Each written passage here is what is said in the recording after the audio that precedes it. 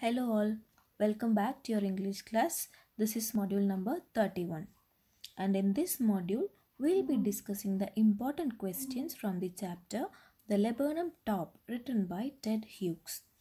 Let us first look at the textbook questions given in page number 32.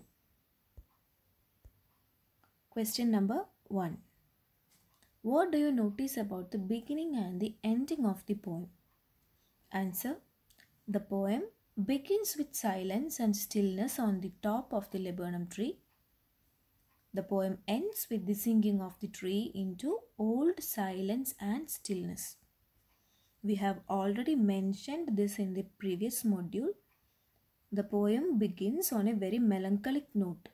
The laburnum is described as standing silent and still. There is no sign of movement and seeds have already fallen, indicating autumn season. There was a change in the tree with the arrival of the goldfinch, but again at the end of the poem, the tree subsides to empty or it becomes silent again. So in the beginning and in the end, the laburnum tree is still and silent. Moving on to the second question. To what is the bird's movement compared? What is the basis for the comparison? Answer. The goldfinch's movement is compared to that of a lizard. The basis of the comparison is the sleek, abrupt and alert movements of a lizard. The same kinds of movements are observed when the goldfinch arrives on the laburnum tree. I hope it's clear. Moving on to the third question. Why is the image of the engine evoked by the poet?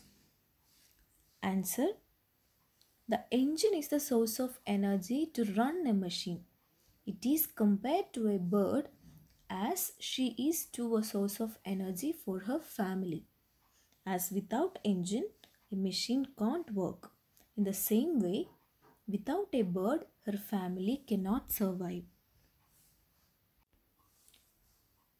Question number 4 in your textbook is purely subjective. They have asked you about what you like most in the poem. I want all of you to think about it and note down the same. Now we are moving on to the fifth question in your textbook.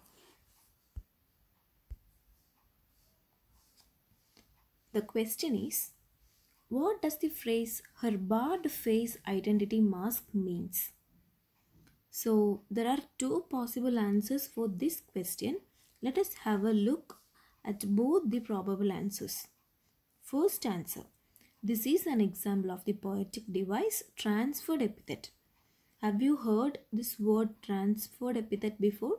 It is actually a poetic device. So transferred epithet is used when an adjective that usually describes one thing is transferred to another.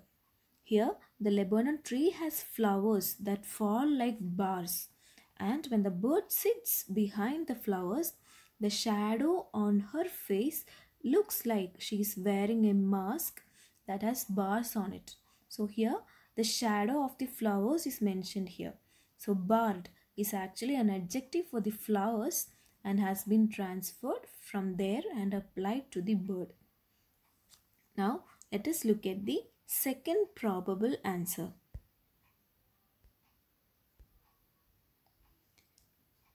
The second answer would be, the bird mentioned in the poem has black markings similar to a mask.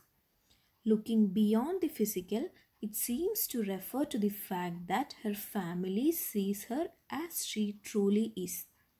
Throughout the day, she may wear many masks, but, however, it is impossible to hide one's true self at the end of the day.